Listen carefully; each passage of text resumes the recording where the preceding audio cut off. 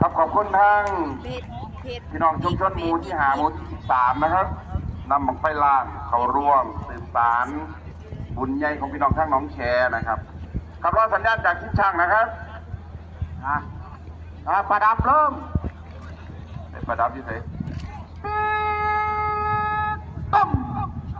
ต้มต้ม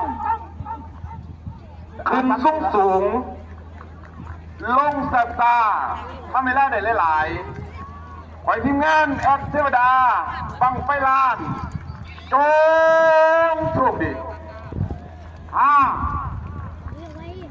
4